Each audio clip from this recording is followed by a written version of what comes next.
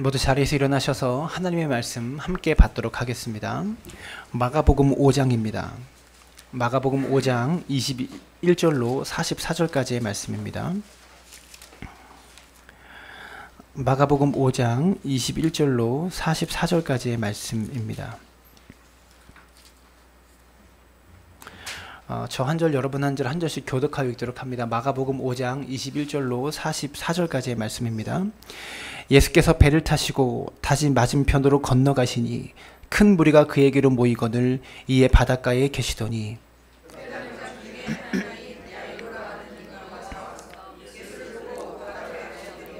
간곡히 구하여 이르되 내 어린 딸이 죽게 되었사오니 오셔서 그 위에 손을 얹으사 그로 구원을 받아 살게 하소서 하거늘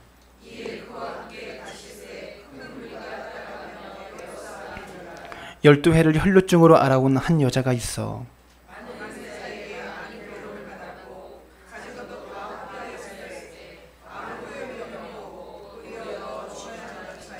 예수의 소문을 듣고 무리 가운데 끼어 뒤로 와서 그의 옷에 손을 대니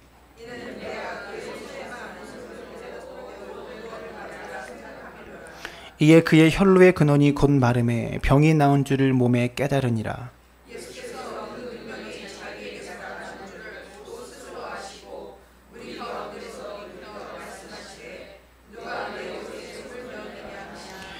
제자들이 여짜오되 무리가 애워싸 미는 것을 보시며 누가 내게 손을 대었느냐 물으시나이까 하되 여자가 자기에게 이루어진 일을 알고 두려워하여 떨며 와서 그 앞에 엎드려 모든 사실을 여쭈니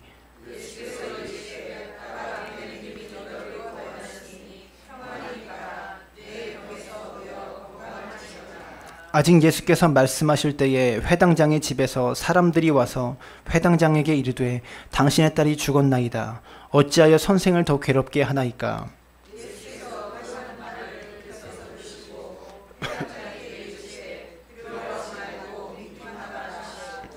베드로와 야고보와 야고보의 형제 요한 외에 아무도 따라옴을 허락하지 아니하시고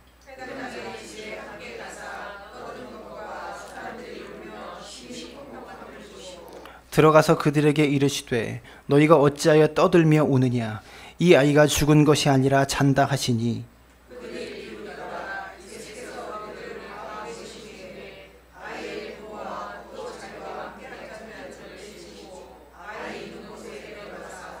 그 아이의 손을 잡고 이르시되 달리다굼 하시니 번역하면 곧 내가 내게 말하노니 소녀야 일어나라 하심이라.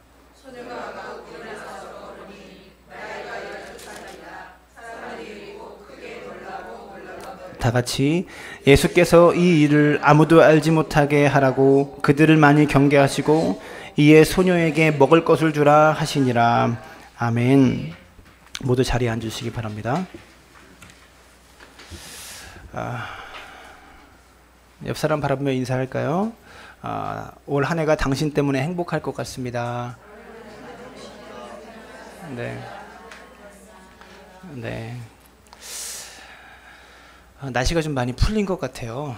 여러분 감기 조심하십시오. 그래도 저도 감기가 걸려서 우리 김재희 집사님도 감기 때문에 한 주간 동안 고생하셨는데 저도 감기가 걸려가지고요. 아직까지 감기가 다 낫지는 않은 것 같아요. 저와 여러분 모두는 오늘 2018년을 여는 첫 주일 예배를 드리고 있습니다. 아마 이 자리에 참석한 우리 모두가 올 한 해는 2018년에는 좋은 일들이 가득했으면 좋겠다.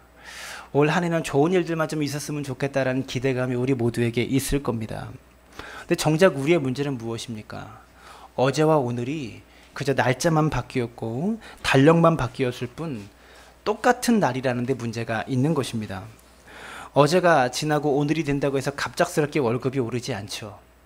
어제가 지나고 오늘이 된다고 해서 갑작스럽게 쌓여있는 모든 문제들이 다 해결되어 있는 것이 아니라는 겁니다. 절망스러운 삶의 상황과 삶의 정황들이 여전히 우리 앞에 놓여 있어요. 많은 사람들이 올해 새해는 희망의 날들이 되기를 소망하고 있지만 정말 우리 앞에 놓여 있는 현실은 절망적인 현실이 더 많다라는 겁니다. 오늘 이 아침에 예배하는 우리 모든 성도님들이 우리의 삶에 절망스러운 한 해가 희망의 한 해로 변화되는 기적이 일어나게 되기를 주님의 이름으로 축원합니다. 우리가 볼 때는 아무것도 바뀐 것이 없는 2018년 첫 주일 예배지만 하나님이 역사하실 때 우리 삶에 능히 변화되는 역사, 능히 새로워지는 놀라운 역사들이 일어날 줄로 믿습니다. 오늘 본문은요, 두 가지의 기적의 이야기가 합쳐졌어요. 두 가지의 기적이 한 상황 안에 같이 벌어지는 것입니다. 삶의 큰 절망에 빠졌던 두 사람의 이야기가 두 사람 모두에게 완전한 희망으로 변화되는 그런 기적들을 소개하고 있다는 거죠. 오늘 본문에 등장하는 삶의 절망에 빠진 두 명의 사람 중에 첫 번째 사람, 먼저 회당장 야이로가 등장합니다. 22절부터 23절까지의 말씀 함께 읽습니다. 시작. 회당장 중에 하나인 야이로라 하는 이가 와서 예수를 보고 발 아래 엎드려 간곡히 구하여 이르되 내 어린 딸이 죽게 되었사오니 오셔서 그 위에 손을 얹으사 그로 구원을 받아 살게 하소서. 오늘 본문에 회당장이라는 표현을 쓰고 있는데요, 유대인들은요 로마의 식민지로 식민 지배 속에 살아가면서 회당이라는 곳은 유대인들이 예배드리는 예배의 중심지였고 또 교육을 받는 교육의 중심지였습니다. 그러니까 오늘날로 따지면 이 교회가 예배당으로도 쓰이고 학생들이 공부하는 이 학교로도 공부방으로도 쓰였던 그런 일들이다라는 거죠. 그 회당의 대표였던 회당장이었기 때문에 야이로라는 사람은요 예배를 집례하는 사람이었고 동시에 일반적인 사회의 교육까지 담당하고 있는 사회적으로 매우 높은 신분에 위치하고 있었던 그런 직책이 회당장이라는 직책이었고, 그런 일을 하고 있었던 사람이 바로 야이로라는 사람이었다라는 겁니다. 쉽게 말해서 야이로는 종교의 지도자였고 사회의 지도자라고 불릴 수 있는 그런 사람이었다라는 거죠. 그래서 회당에서 많은 사람들을 영적으로 살려내야 됐고요, 교육을 통하여 사람들을 키워내고 사람들을 먹여야만 했던 그런 사명에 있었던 사람이 바로 회당장이라는 사람이다라는 거죠. 쉽게 말해서 회당장은 살리고 고치고 먹이고 키우는 사람이 회당장이었고 그 중심 역할을 하는 곳이 바로 회당이었다라는 겁니다. 근데 문제는요, 당시의 회당들이 그러한 일들을 잘 감당하지 못했다는 데 문제가 있습니다. 본문은 그러한 사실을 드러내기 위해서 회당장의 이름을 통해서 우리에게 어떤 메시지를 던져주고 있는 겁니다. 오늘 본문에 등장하는 사람들 중에서 다른 사람에 대해서는 이름을 소개하지 않아요. 본문에 등장하는 다른 사람들에 대한 이름은 소개하지 않는데 회당장 야이로만큼은 본명을 소개하고 있다는 겁니다. 실명을 거론하고 있어요. 거기에는요, 이 글을 쓴 마가복음 저자의 의도가 분명히 담겨 있는 것이죠. 왜냐하면 야이로라는 이름의 뜻이 무엇이냐면 그가 살리리라, 내가 살리겠다, 이런 이름의 뜻을 담고 있는 것이 바로 야이로라는 이름의 뜻이었습니다. 회당장의 맡은 역할 자체가 사람을 살리고 고치고 먹이고 키워내야 될 역할을 가지고 있고, 회당장의 이름까지, 이 사람의 이름까지 내가 살리리라, 이런 이름인데, 그러나 정작 자신의 딸조차 살리지 못하는 형편에 처해 있는 사람이 바로 회당장이었다라는 겁니다. 이것은요, 당시의 회당이 이러한 사명과 역할들을 잘 감당하지 못하였음을 보여주는 마가가 이 속에 다 깔고 있는 그 복선이라고 할까요? 마가만의 그런 의도가 담겨 있다라는 겁니다. 23절은 말합니다. 간곡히 구하여 이르되 내 어린 딸이 죽게 되었사오니 오셔서 그 위에 손을 얹으사 그로 구원을 받아 살게 하소서 하거늘. 내가 살리겠다라는 이름을 가졌고 그 역할이 사람을 살리는 역할을 감당해야만 하는 그런 회당장인데 아무도 살릴 수 없는 사람, 그 누구도 살릴 수 없었고 자기 딸조차도 살릴 수 없었던 그런 사람, 이런 절망적인 상황을 보여주는 단어가 바로 회당장 야이로라는 단어라는 것이죠. 그리고 그 야이로의 딸이 지금 죽어가고 있고 곧 죽게 되는 그런 상황입니다. 이런 절망적인 상황에서 회당장 야이로는요, 예수님에게 찾아가서 무릎을 꿇고 내 어린 딸에게 좀 찾아오셔서 안수하셔서 손을 얹어서 기도하셔서 내 어린 딸을 좀 살려주세요라고 간절히 간구합니다. 그리고 회당장 야이로의 간청에 예수님은 야이로의 딸을 살려주시기 위하여 야이로와 함께 길을 나섭니다. 딸에게 찾아가서 손을 얹고 기도하시려고, 손을 얹어서 이 딸을 살려주시려고 야이로와 함께 딸을 찾아 가시는 것이죠. 길을 나섰던 것이죠. 근데 24절을 보시면 이외 그와 함께 가실새 큰 무리가 따라가며 애워싸 밀더라. 예수님께서 야이로와 함께 야이로의 딸에게 가고 있는 중에 많은 사람들이 예수님을 따라가면서 서로 밀치고 그렇게 예수님을 따라가고 있었다는 겁니다. 많은 무리가 예수님을 따라갔기 때문에 서로 막 밀쳤겠죠. 그런 상황에서 또 한 사람이 갑작스럽게 등장합니다. 25절입니다. 함께 읽습니다. 시작. 12해를 혈루증으로 알아온 한 여자가 있어. 이렇게 야이로의 딸을 살리기 위해서 야이로와 예수님과 예수님의 제자들이 가고 있는데 수많은 군중들이 예수님 주변으로 몰려들어서 서로 막 밀치고 있는 거예요. 예수님을 한번 보려고. 근데 그 사이에 한 여인이 갑작스럽게 등장하는데 이 여인의 특징이 12해를 혈루증을 알아온 여인이라고 표현하고 있습니다. 이 여인에 대해서 12해를 혈루증을 알았다라고 소개하고 있죠. 여러분, 12해를 혈루증으로 알았다라는 것은요, 이 질병이 고칠 수 없는 질병이었고 그녀가 얼마나 비참하게 오랜 시간 동안 이 병 때문에 괴로워하고 있었는지를 표현해 주는 단어라는 것이죠. 여러분, 레위기 15장의 말씀을 보면 이 혈루증이라는 질병에 대해서 유출병이라고 또 다르게 표현하고 있어요. 그런데 이 유출병이라는 병은 여러분이 쉽게 이해하도록 설명하면 여성이 생리통을요 매우 심하게 매일매일 겪는 것이라고 보면 됩니다. 이런 질병이 무슨 질병이죠? 병의 이름은 제가 조사를 안 해봐서 모르겠어요. 근데 유출병이 바로 그런 병입니다. 매일매일 생리통을 심하게 겪는 그런 질병이에요. 근데 이 유출병을요, 왜 유대인들이 부정하다고 여겼냐면 생명을 담고 있는 여성의 몸에서 생명을 쏟아내기 때문에 유대인들은 이 유출병이 죽음을 의미하는 질병이다라고 인식했어요. 그래서 유대인들은요, 이 유출병, 혈루증을요 매우 부정한 질병으로 인식하고 있었습니다. 여러분, 레위기 15장을 한번 찾아볼까요? 제가 이거는 화면으로 준비하지 못해서 레위기 15장을 한번 펴보세요. 15장 전체에 이 유출병에 걸린 여인과 접촉하게 되면 어떻게 하여라 라고 가르쳐주고 있어요. 유출병에 정결케 되는 법을 말하고 있는데 레위기 15장 11절과 12절을 보시면 레위기 15장 11절부터 12절까지입니다. 찾으셨어요? 네, 함께 읽습니다. 시작. 유출병이 있는 자가 물로 그의 손을 씻지 아니하고 아무든지 만지면 그 자는 그의 옷을 빨고 물로 몸을 씻을 것이며 저녁까지 부정하리라. 유출병이 있는 자가 만진 질그릇은 깨트리고 나무 그릇은 다 물로 씻을지니라. 네, 거기까지만 읽으시면 돼요. 15장 전체가 이 혈루증, 유출병에 대해서 어떻게 정결케 하는지에 대해서 설명하고 있는데 이 여인이 접촉한 유출병에 걸린 혈루증에 걸린 여인이 접촉하는 모든 것이 다 부정해졌어요. 옷에 닿으면 옷이 부정해지고 물건에 닿으면 물건이 부정하다고 여기고 사람에 닿으면 그 사람이 부정한 사람이라고 여기는 그런 인식들이 있었다. 그런 문화들이 있었다라는 거죠.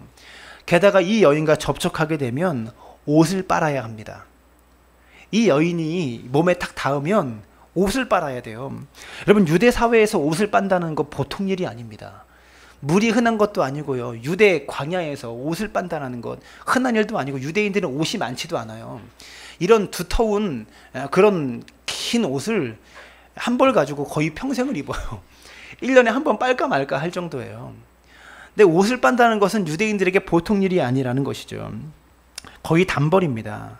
우리처럼 다른 옷으로 갈아입을 만한 그런 옷이 없어요.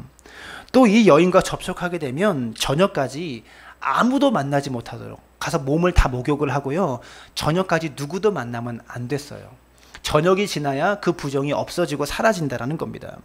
그래서 유출병에 걸린 사람들에 대해서 사람들과 격리시켜 놓고 아무도 접촉하지 못하도록 하는 것이 당시의 율법이었습니다.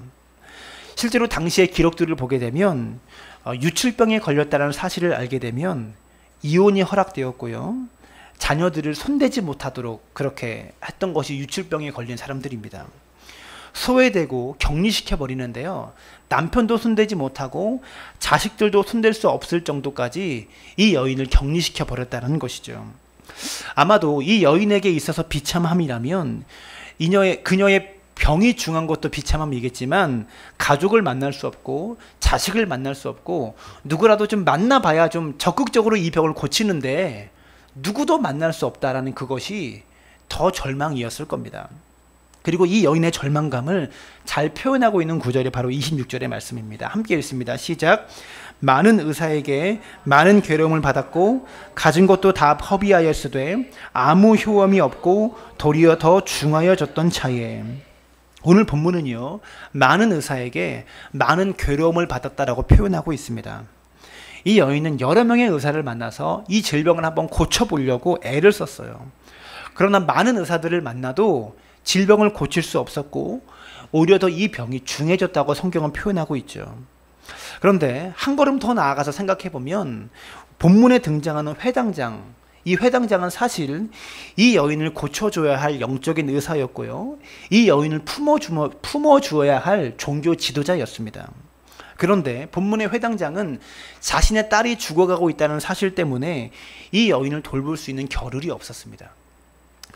종교 지도자도 영적으로 그녀를 품을 수 없었고 유대 사회도 그녀를 버렸고 의사들도 그녀를 포기한 모두에게 버림받은 여인의 비참한 상황을 우리에게 가르쳐주고 있는 것이죠. 여러분, 이렇게 절망적인 상황에서 그녀가 어떻게 일어날 수 있었을까요? 무엇이 그녀의 문제를 해결할 수 있었을까요? 오늘 본문은 아주 쉽고 아주 단순하게 이 12회를 혈루증을 알아온 이 여인의 문제가 해결되어진 것을 우리에게 가르쳐 줍니다. 34절은 이렇게 말하고 있어요. 예수께서 이르시되 딸아, 내 믿음이 너를 구원하였으니 평안히 가라. 내 병에서 놓여 건강할지어다. 본문을 보면 내 믿음이 너를 구원하였다라고 지금 표현하고 있죠. 여러분, 이 여인은 도대체 얼마나 큰 믿음을 가졌길래, 얼마나 대단한 믿음을 가졌길래 이 여인의 병이 단번에 고침받은 것일까요? 얼마나 대단한 믿음이었길래 이 여인의 절망스러운 순간이 이렇게 한 번에 역정되어 버린 것일까요?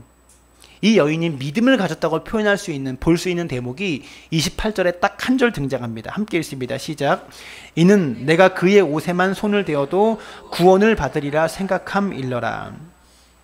우리는 이 말씀을 보면서 단순하게 생각합니다. 이 여인이 예수님의 옷자락을 만지면 병이 나을 것이라는 믿음을 가져서 만졌구나.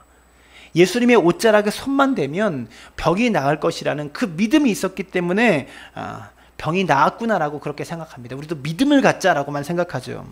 그런데 여러분, 병에 걸린 사람이 이 정도의 믿음 가지고 기도 안 해본 사람이 어디 있겠습니까?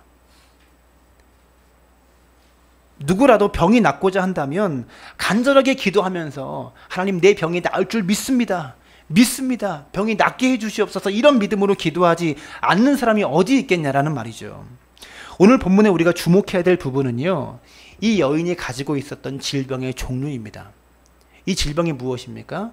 유출병이죠. 혈루증이라는 병입니다. 이 병의 특징은 손만 닿아도 되는 것마다 다 부정해지는 질병이었어요.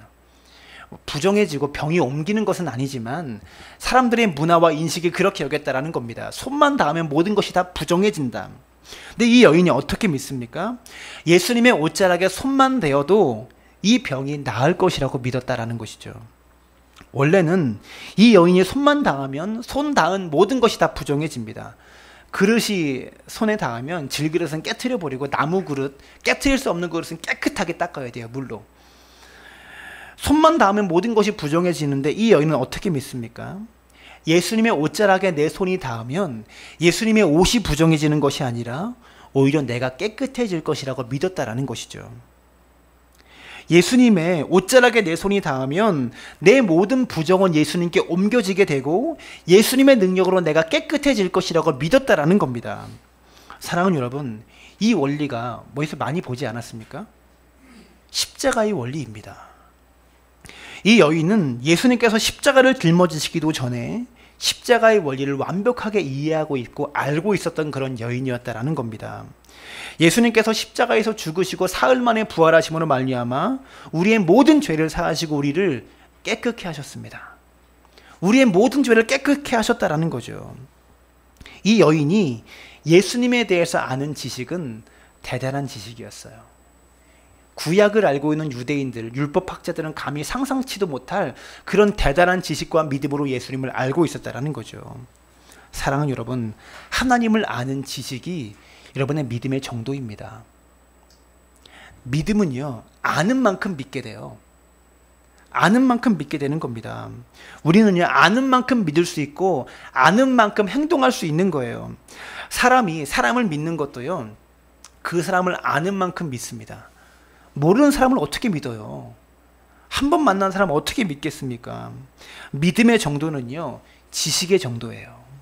그래서 우리는 아는 만큼 믿고 아는 만큼 행동하게 되어 있다는 겁니다. 수영을 할 줄 모르면 물이 두려워요. 수영을 할 줄 알면 물이 두렵지 않아요. 여기서 나는 안전하다라고 믿습니다. 물속에 들어가서도. 아는 만큼 믿고요, 아는 지식대로 행동하게 된다는 것이죠.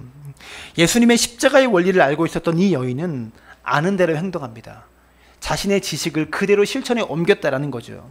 그런데 실천에 옮기는 일이 결코 쉬운 일이 아니었어요. 무리가 따라가며 에워싸 밀더라라고 표현하고 있습니다.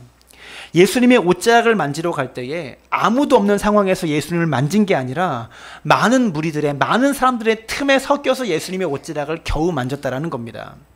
이 여인은 부정한 여인입니다. 부정한 여인이, 격리되어져야 할 여인이 많은 사람들이 모이는 거리에 섞여 있었다라는 것, 이것만으로도 이 여인은 매질을 당해서 죽을지도 모르는 그런 상황이에요. 더군다나 예수님의 옷자락을 만지러 이 여인이 사람들의 틈을 비집고 들어갈 때 서로 밀리고 밀리는 사이에 이 여인 때문에 많은 사람들이 부정해졌을 겁니다. 당연히 많은 사람들과 접촉했겠죠. 그리고 그 접촉한 사람들이 또 다른 사람과 접촉했겠죠. 그런데 이 여인은 자신의 부정이 퍼져나가든지 말든지 두려워하지 않고 예수님의 옷자락을 만지려고 했다라는 겁니다. 이것은 당시의 문화 속에서 윤리적인 행동이 아니에요. 매우 심각한 범죄입니다. 다른 사람들에게 엄청난 피해를 주는 그런 행위죠. 저는 좋은 예는 아니지만 쉽게 예를 들면 이렇게 설명하겠습니다. 메르스가 창궐했을 때 메르스에 걸리면 잘못하면 죽잖아요. 근데 이 사람이 막 돌아다녀요. 돌아다녀요. 그러면 이 사람을 가만두겠습니까? 그럴 수 없죠. 병원에서 메르스균에 판정되었어요. 감염되었다고 판정되었어요. 그러면 병원에서는 그 사람을 격리병동에 수용시켜서 격리시킵니다. 환자 입장에서는 이 병원에서 메르스를 고쳐줄 것 같으니까 그 병원에 격리돼서 가만히 있는 거죠. 근데 만약에 이 병원에서 메르스를 못 고치는데, 이 병원에서 고칠 수 없는데 격리만 시켜놓고 있다고 생각해 보십시오. 근데 들리는 소문에 화도에 있는 마석에 있는 어느 병원에 가면 메르스를 고칠 수 있다고 해요. 그럼 어떻게 하겠습니까? 병원에서는 나가지 말라고 합니다. 병으로 옮기니까. 이 환자 입장에서는 어떻게 할 것 같습니까? 가만히 있어서 죽을 것 같습니까? 아니면 이 병을 옮기는 한이 있더라도 의사를 만나러 가는 것을 택하겠습니까? 무엇을 택하겠어요? 오늘 여인의 상황이 바로 그런 상황이었다고 볼 수 있는 거죠. 내가 다른 사람을 부정하게 하는 한이 있더라도 예수님을 찾아가서 내가 고침을 받아야겠다는 그런 마음, 그 마음이었다라는 겁니다. 오늘 본문은 우리에게 중요한 대목 하나를 소개합니다.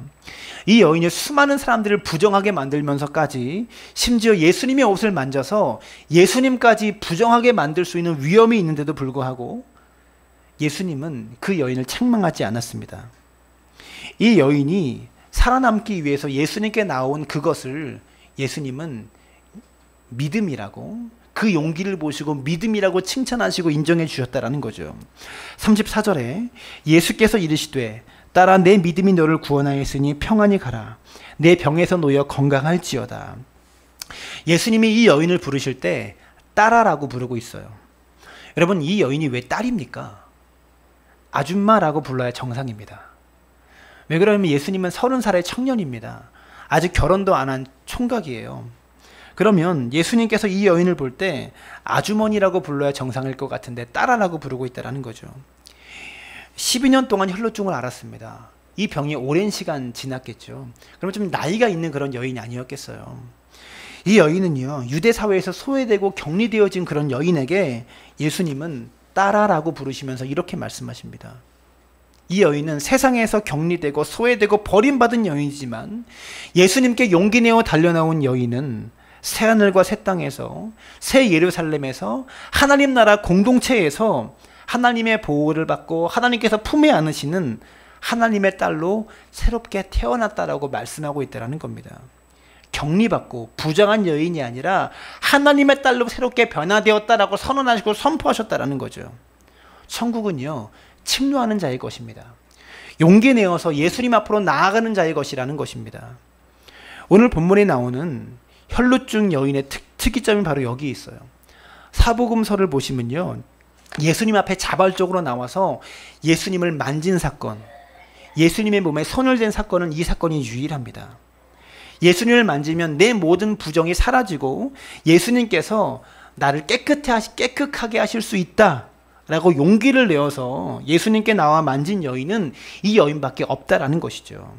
그래서 주님은 이 여인의 믿음을 칭찬하시면서 딸아, 내 믿음이 너를 구원하였다라고 말씀하고 있다라는 겁니다. 저는요, 이 자리에 계신 우리 모든 성도님들이 2018년을 인생의 절망에서 용기를 내어 예수님께 가까이 나아가고 하나님께 가까이 나아가는 여러분이 될 수 있게 되기를 주님의 이름으로 축원합니다. 근데 여기서 아주 큰 문제가 하나 발생하게 돼요. 무슨 문제냐? 35절 함께 읽습니다. 시작. 아직 예수께서 말씀하실 때에 회당장의 집에서 사람들이 와서 회당장에게 이르되 당신의 딸이 죽었나이다. 어찌하여 선생을 더 괴롭게 하나이까? 오늘 본문에 있는 회당장의 입장에서 한번 생각해 보십시오. 얼마나 억장이 무너지고 답답할까요?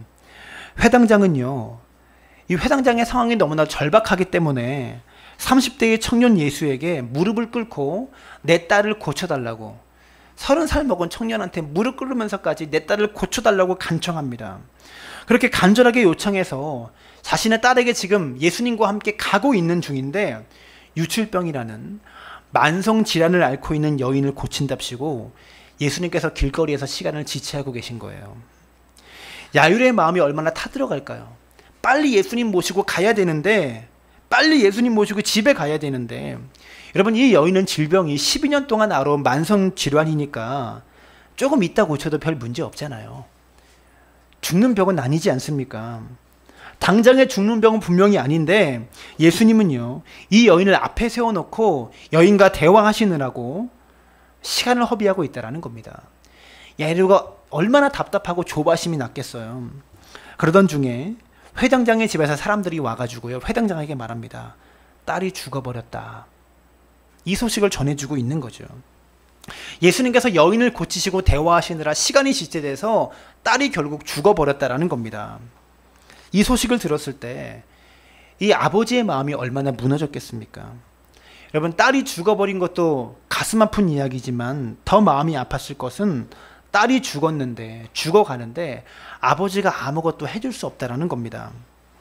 이 자리에 계신 부모님들 모두가 그런 마음이 분명히 다 있을 거예요. 아이가 아플 때 차라리 내가 아팠으면 하는 마음이 분명히 있을 겁니다. 그런데 그게 안 되잖아요. 내가 대신 아프면 좋겠는데 아픈 자식 앞에 두고 아무것도 할 수 없는 부모의 마음이 정말 찢어집니다. 저희 동아가 처음 이렇게 병원에 열이 막 40도가 넘어서 응급실에 간 적이 있어요. 근데 병원에서 피를 뽑재요.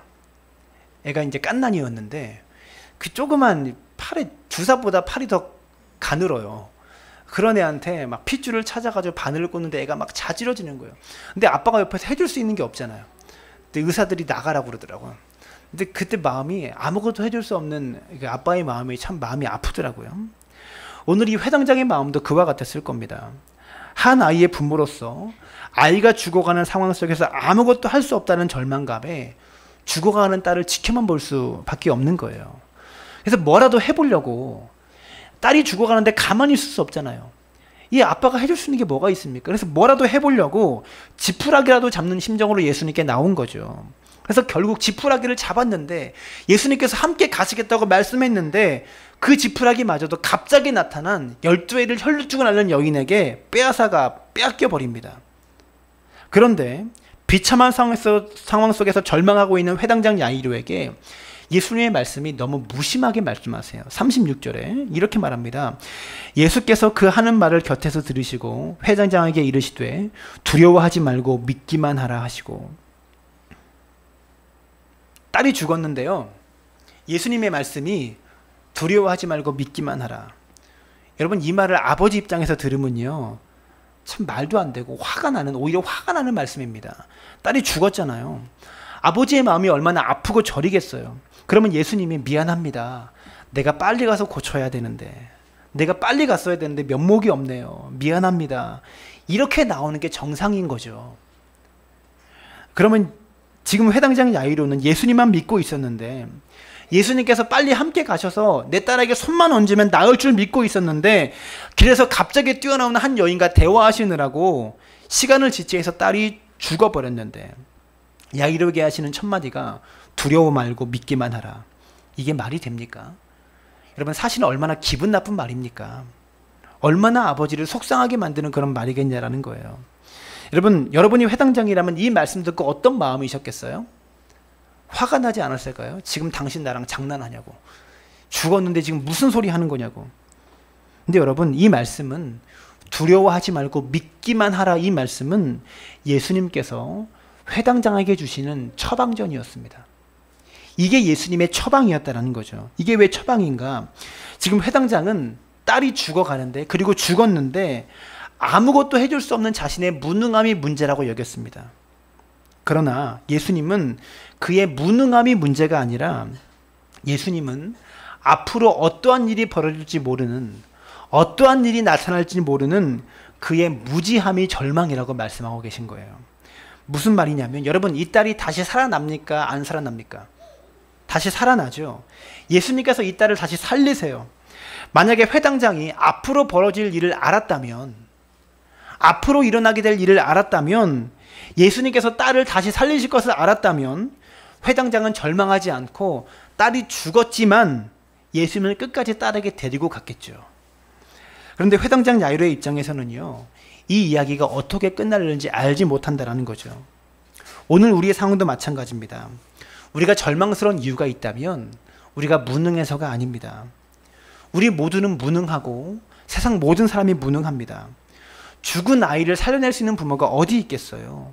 다 똑같이 무능력하다라는 것이죠. 근데 우리는 우리의 무능력 때문에 절망하는 것이 아니라, 우리가 절망하는 진짜 이유는 모르기 때문입니다. 결말을 모르고, 결과를 모르고, 끝을 모르고, 과정을 모르기 때문이다라는 거죠. 왜 이런 일이 나에게 벌어지는가? 이런 고통이 언제 끝날는지. 남들은 다 잘 사는 것 같은데, 남들은 걱정 없이 사는 것 같은데 왜 우리 집에만 이런 일이 벌어지는가? 왜 나만 힘든 건가? 이 힘든 일이 언제 끝나나 모르기 때문에, 그래서 절망스러운 것이죠.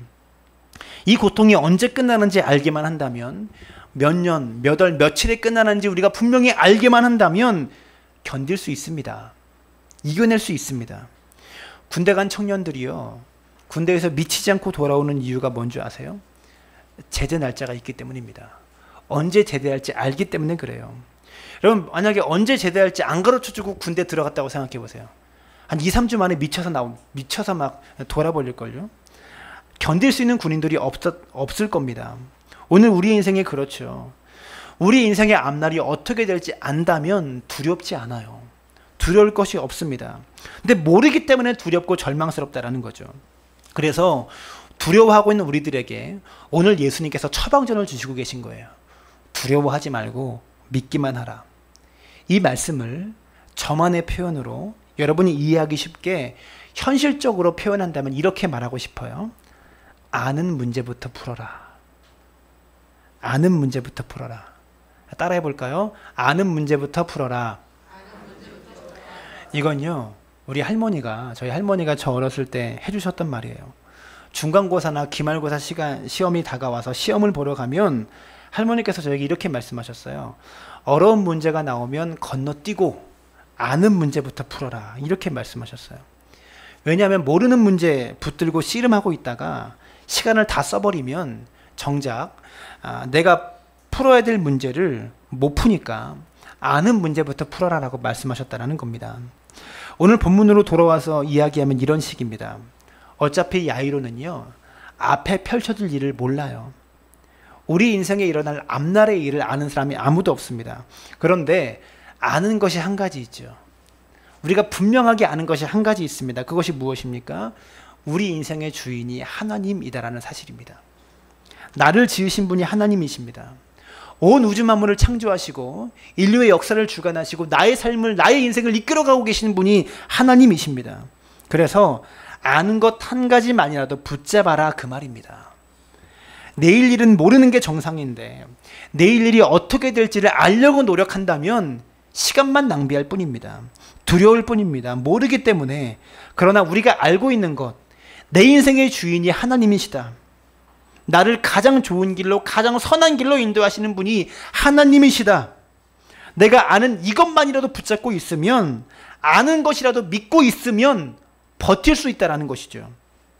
그 아는 문제 푸는 동안, 그 아는 문제 붙잡고 버티고 있는 동안 어려운 문제가 생각나기도 하고, 어려운 문제 못 풀어도 아는 것만 풀다 보면 점수가 제법 나온다라는 겁니다.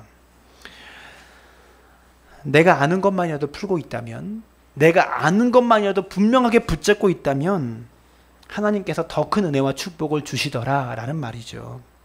그것을 기대해서 붙잡고 있는 것은 아닌데 그런 일이 우리 삶 가운데 일어난다라는 겁니다. 오늘 본문에 회당장 야이로가 그랬습니다. 딸의 병을 고치려고 했지 죽은 딸을 살리려고 한 게 아닙니다. 병을 고치려고 했지 죽은 딸을 살리려고 했던 게 아니라는 거죠. 딸의 병을 고치려는 문제로 예수님을 찾아왔는데 예수님은 죽은 딸을 살리는 아주 어려운 문제를 풀게 해주셨다는 거죠. 여러분, 병을 고치는 게 어렵습니까? 죽은 딸을 살리는 게 더 어렵습니까? 둘 중에 뭐가 어렵겠어요? 병을 고치는 기적보다 더 큰 부활의 기적을 경험하게 해주셨다는 것이죠.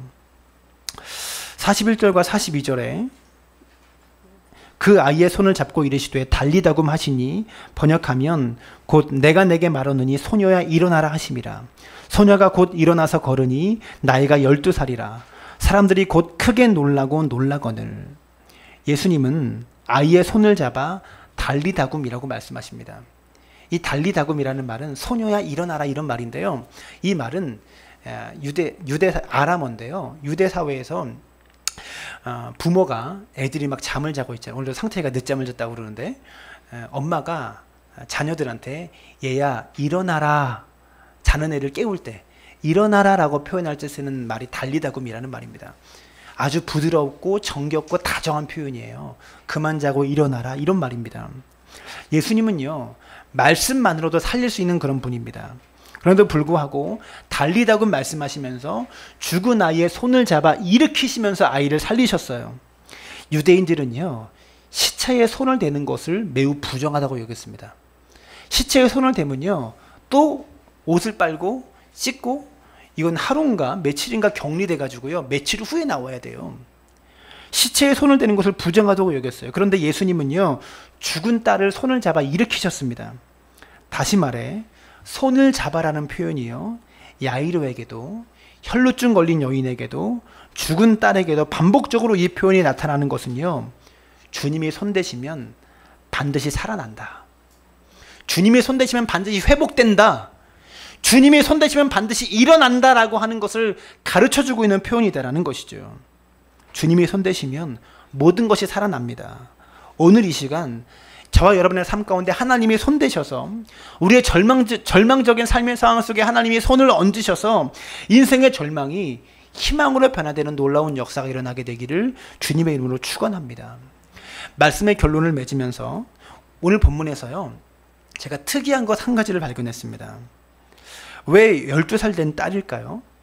이 소녀가 나이가 12살이라 42절에 표현하고 있죠. 왜 12살 된 딸일까요? 왜 예수님은 12해 혈루증을 앓던 여인을 고치신 다음 또 딸아라고 표현하셨을까요? 여러분 이 두 가지의 이야기가 12살, 12해 그리고 똑같은 딸, 이 두 가지의 이야기가 이렇게 말하는 것 같지 않습니까? 12해 동안 질병을 앓고 있던 어떤 의사도 고칠 수 없었던 여인을 고쳐주셨습니다. 그리고 12살 된 딸을 살려주시면서 예수님은 함께 동행하고 있던 12명의 제자에게 말씀하고 싶으셨던 것 같아요. 예수님과 함께하는 제자 공동체, 그저 예수님을 따라다니는 수도 없이 많은 군중과 무리들이 아니라 예수님과 함께 먹고 마시며 함께 삶을 살아가는 12제자 공동체가 믿음을 가지고 주님 바라보고 주님 신뢰하고 주님 붙잡고 있으면 더 큰 은혜를 너희에게 주시겠다, 너희에게 베풀어 주겠다라고 제자들에게 지금 뭔가 가르치고 계시는 말씀이다라는 거죠. 그래서 누가복음 18장을 보시면 불의한 재판장에게 억울한 과부가 찾아가서 간청하는 내용이 나옵니다. 누가복음 18장 1절 함께 읽습니다. 시작. 예수께서 그들에게 비유로 말씀하시오. 이렇게 말씀하시면서 가르치고 있어요. 비유를 들면서 시작하시고 계시는 거예요. 어떻게 기도한다고요? 항상 기도하고. 무엇을 하지 말라고요? 낙심하지 말라고 합니다. 무슨 뜻입니까?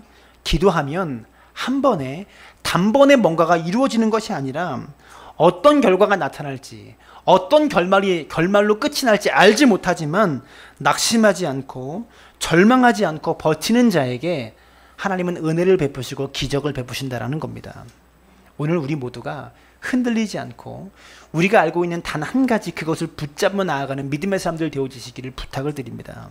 사랑하는 여러분, 2018년 한 해 동안 여러분의 혈루증 여인이 주님께 달려와서 주님을 붙잡겠노라라고 다짐했던 것처럼 야이로가 마지막까지 포기하지 않고 주님과 동행했을 때 딸이 살아나는 기적을 경험했던 것처럼 여러분의 삶 가운데 예수님을 가까이 하고 하나님을 가까이 해서 이러한 놀라운 기적들을 경험하는 축복된 인생들 되어지시기를 주님의 이름으로 축원합니다.